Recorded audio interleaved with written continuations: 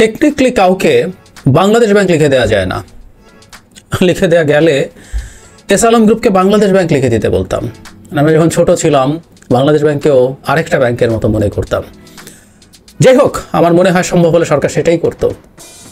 কথাটা এই কারণে আসলো, এই কারণে মনে পড়লো, এস আলমের দখলে অষ্টম ব্যাংকটা গেল। এর আগ পর্যন্ত 7টা ব্যাংক তাদের দখলে ছিল, এখন ন্যাশনাল ব্যাংকও ডিফ্যাক্টো তাদের দখলে চলে গেছে। মানে একটা ব্যাংক মারা যাচ্ছে, এটাও এক মাফিয়া পরিবারের হাতে ছিল। আমি আসবো সেই জায়গায়। ছিবড়ে করে ধ্বংস করে দিয়েছে ব্যাংকটা, তারপর সেটাকে নাকি সারিয়ে তুলবে এস আলম। এস আলমের প্রসঙ্গে আসবো, তারা কি করেছে, দেশের সবচেয়ে শক্তিশালী ব্যাংক ইসলামী ব্যাংককেও কোথায় নিয়ে গেছে সেগুলো নিয়ে কথা বলবো। আর একটা কথা জরুরি, আমরা আসলে এস আলমকেই দেখি, এস আলমকেই ডাকাত বলে মনে করি। না, এস আলম মূল ডাকাত না। মূল ডাকাতদের তুলনায় এস আলমকে অনেক নিষ্পাপ মনে হওয়ার কথা। গালি এস আলম খায়, অন্যের গালি খায় আসলে, আমরা জানি। যাই হোক, প্রথম ন্যাশনাল ব্যাংকের প্রসঙ্গে আসে। আমাদের মনে থাকার কথা, খুব বেশি পুরনো সময়ের কথা না, 2020 সালের মে মাস, মানে লকডাউন, করোনার লকডাউন শুরু হয়েছে।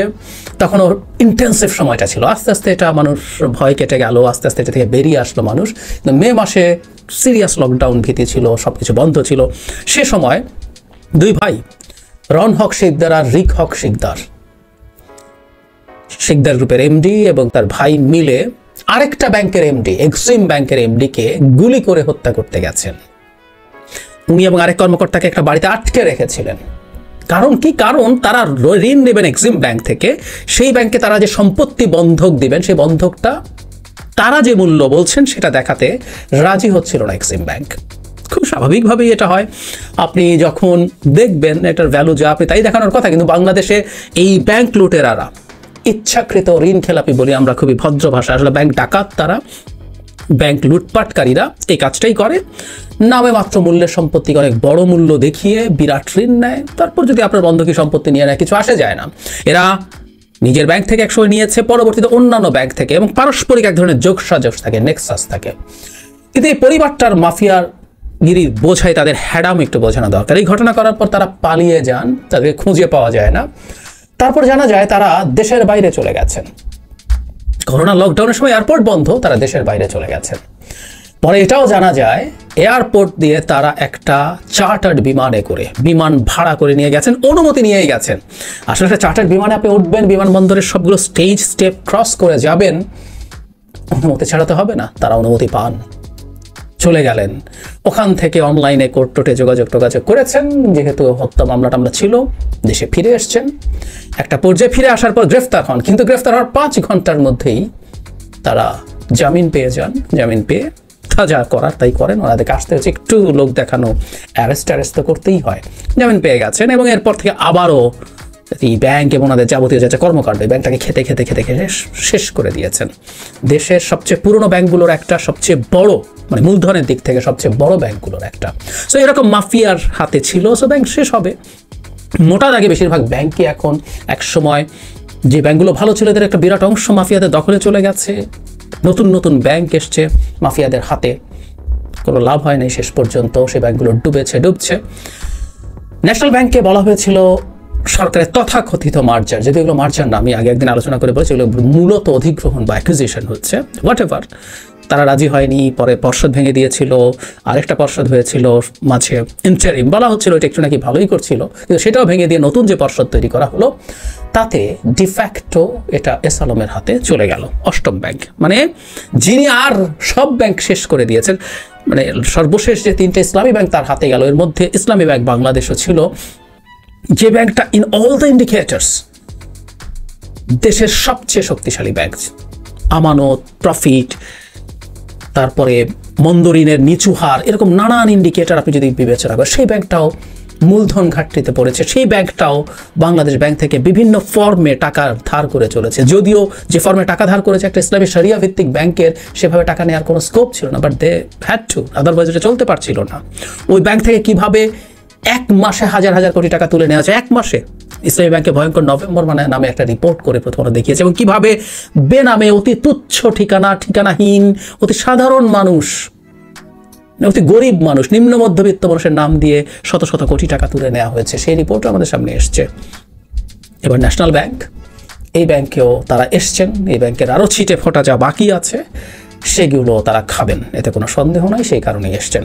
কিন্তু যে কথাটা বলছিলাম, আমরা এস আলমকে দেখি সামনে, তাদের হ্যাডাম দেখি, হ্যাডামের তো ভিত্তি থাকে, যেমন যে পরিবারটার কথা বলছি, শিকদার পরিবার যে ন্যাশনাল ব্যাংকটা খেয়ে ফেললো, সেই পরিবারের যখন তারা খেয়ে ফেলছেন সেই মুহূর্তেও সেই পরিবারের একজন সন্তান সংরক্ষিত আসনে এমপি ছিলেন, জনাব শিকদারের কন্যা রন এবং রিকদের বোন। বুঝতেই পারি তাহলে তাদের হ্যাডামের উৎস কোথায় থাকে। এবং তাদের বাবা, উনিও খুবই সিরিয়াসলি আওয়ামী রাজনীতির সাথে জড়িত ছিলেন। এবং উইকিপিডিয়াতে একটা তথ্য দেখলাম, 15 আগস্টের পর উনি শেখ মুজিবুর রহমানের জন্য এবং তার পরিবারের জন্য দোয়া আয়োজন করেছিলেন এবং সেই অপরাধে তাকে জেলে যেতে হয়েছিল। ভয়ঙ্কর কথা, ওই সময়টা আসলেই বিভৎস সময় ছিল, শুধু দোয়া করার কারণে জেলে, যদি তথ্য সঠিক হয়ে থাকে। কিন্তু এই যেটা হয়, আপনি ওই পরিবারের সাথে, মুজিব পরিবারের সাথে আপনার এই ধরনের সখ্যতা আছে, এই ধরনের কানেকশন আছে, সেটারই কারণে আপনি এই হ্যাডাম উৎপন্ন করেন। এবং একই সাথে এটাও খুব সত্য কথা, দিনের পর দিন যেভাবে তারা ব্যাংক লুট করেছে, যে পরিমাণ টাকা লুট করেছে, ব্যাংকে ডুবিয়ে দিয়েছে, এবং যেগুলো ট্রানজ্যাকশন হয়, আপনি আপনার নিজের ব্যাংক থেকে যত নিতে পারুন না পারুন, আপনি অন্য আরেক ব্যাংকের মালিককে আপনার ব্যাংক থেকে নিতে দিয়েছেন, আপনি তার ব্যাংক থেকে নিয়েছেন, তিনি নেওয়ার পরে এটার ভাগ আপনি পেয়েছেন, এবং যে ভাগ আপনি পেয়েছেন সেটাও পুরোটা আপনি খেয়ে ফেলেননি, ফর শিওর, কোনো সন্দেহ নেই, এটুকু আমরা বুঝি। এই যে চোখের সামনে এতগুলো ব্যাংক লুট হয়ে গেল, এতভাবে লুট হয়ে গেল, আমরা প্রায় ফার্মার্স ব্যাংকের কথা বলি, যে ব্যাংকটা প্রথম দিন থেকে ডাকাতি হয়েছে, যে ব্যাংকটায় ডাকাতি হয়েছে বলে সাবেক অর্থমন্ত্রী মুহিত বলেছেন, I showed the screenshot several Times, আপনাদের মনে থাকার কথা যারা আমাকে নিয়মিত শোনেন। সেই ব্যাংকটা বিরুদ্ধে, সেই ব্যাংকটা যখন লুট হচ্ছে, রিপিটেডলি রিপোর্ট হয়েছে, আমি ক্লিয়ারলি মনে করতে পারি 6 মাস পর, 1 বছর পর অনিয়ম নিয়ে টাকা লুট হয়ে যাচ্ছে বলে প্রথম আলোর মতো পত্রিকা, আরো অন্যান্য পত্রিকাও রিপোর্ট করেছে। কি হয়েছে? বেসিক ব্যাংক যখন লুট হচ্ছে, চোখের সামনে হচ্ছে, চোখের সামনে হচ্ছে, কেন সেসব ক্ষেত্রে কোনো পদক্ষেপ নেওয়া হয় নাই বা হয় না?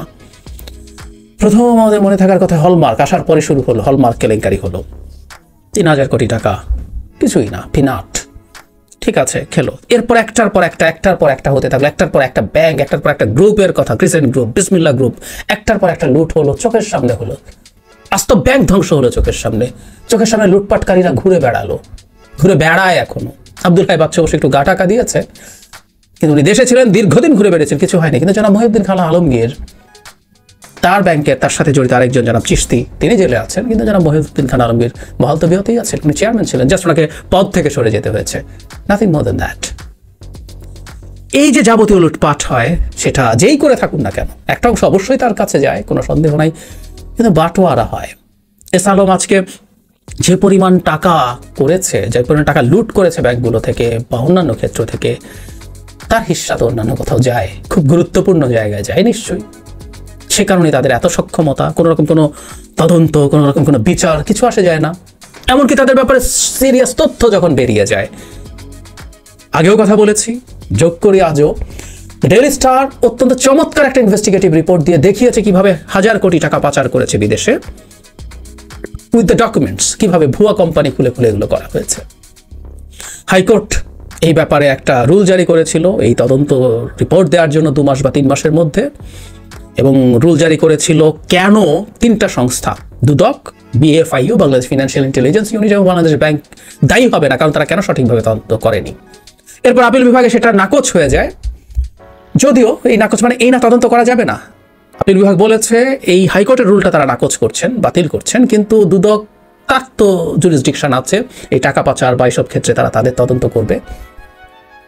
আজ পর্যন্ত কি ন্যূনতম কোনো আয়ু আসার চেষ্টা হয়েছে যে এস আলমকে ডাকা হোক, তার বিরুদ্ধে তদন্ত করি, এই যে অন্তত 1000 কোটি টাকা পাচারের যে তথ্য পাওয়া গেছে সেটা নিয়ে? কোথাও না। প্রথম আলো যে রিপোর্ট করেছে ভয়ঙ্কর নভেম্বর, যেখানে ডকুমেন্ট দিয়ে সরেজমিনে তথ্য দিয়ে তাদের রিপোর্টার গিয়ে গিয়ে গিয়ে গিয়ে ঠিকানা খুঁজে দেখেছে কি আছে না আছে, এত চমৎকার একটা ইনভেস্টিগেটিভ রিপোর্ট আছে, লিস্ট কিছু করেছে দুদক, কেন হয় না? তার মানে এস আলমের বিরাট খুঁটির জোর আছে, কোনো সন্দেহ নাই। প্রতিটা লুট আসলে বখরা বিভিন্ন জায়গায় যায়, এই হলো তাদের হ্যাডামের ক্ষমতার উৎস। আমরা একটা সময় মনে করতাম বাংলাদেশের ক্ষমতা শুধুমাত্র দেশের কিছু গ্রুপ, পলিটিশিয়ানস এবং কতগুলো ক্ষমতার কেন্দ্র আছে, ক্ষমতার কেন্দ্র বাইরেও আছে, দেখা যাবে দেশে এবং দেশের বাইরে। আরও যদি ভাসুরের নামের মতো উচ্চারণ না করে বসে না থেকে যদি সরাসরি বলেও ফেলি, ভারতেও দেখবেন এস আলমের টাকা গেছে, ম্যানেজ করা হয়েছে, so that he stays safe. দেশেরও আরো বহু উঁচু উঁচু পর্যায়ে টাকার বাটোয়ারা হয়েছে, একটা অংশ এস আলমের কাছে নিশ্চয়ই আছে। সো যাদের কাছে গেছে, যারা এটার মূল হোতা, তাদের তুলনায় আসলে এস আলম তো একরকম নিষ্পাপই মনে হওয়ার কথা। সেই নিষ্পাপ লোকটাকেই আমরা প্রধান ডাকাত মনে করি, আমরা তাকেই গালিগালাজ করি। এটাই হয়। আমাদের সামনে যারা আসে তাদেরকে নিয়ে কথা বলি, ওনার কথা বাচ্চুকে নিয়ে আমরা খুব গালিগালাজ করি, কথা বলি। মহিউদ্দিন খান আলমগীর, তাকে নিয়ে বলি। পিকে হালদারের আগে রীতিমতো চুরি টুরি করে 10,000 কোটি টাকা চুরি টুরি করে উনি চলে গেছেন বাংলাদেশে, দীর্ঘদিন ঘুরে বেরিয়েছেন, বহু কথা হয়েছে, কিন্তু চলে গেলেন। তারপর ওলাই স্বার্থের জন্য আমরা ওনাকে ধরতে পারি নাই, হয়েছে। সেই পিকে হালদার দেশে আসতে চেয়েছেন, এবং ইন্টারেস্টিং, পিকে হালদার বলেছেন উনি বলতে চান কে কে ছিল তার সাথে। তাকে কিন্তু দেশে আনা হচ্ছে না, আসতে দেয়া হচ্ছে না। থলের বেড়াল বেরিয়ে যাবে অনেক। সমুদ্র কথাটা হচ্ছে এই কতগুলো লোককে দিয়ে, এটা খুবই গুরুত্বপূর্ণ একটা খাত। অনেকগুলো খাতে এই দেশটাকে লুট করা হচ্ছে। এর মধ্যে খুবই সিগনিফিক্যান্ট একটা লুট হচ্ছে এই ব্যাংকের টাকা নিয়ে যাওয়া। এই লুটটা চলছে এবং এস আলমকে ব্যবহার করা চলছেই। তার মানে উনি সবচেয়ে বেশি বিশ্বস্ত মানুষ, মানে ভাগ বাটোয়ারার ক্ষেত্রে উনি ইমানে আছেন, উনি ইমানির পরিচয় দিয়েছেন নিশ্চয়ই, সে কারণে উনি আছেন। এবং সম্ভব বলে বাংলাদেশ ব্যাংকও তুলে দেওয়া হতে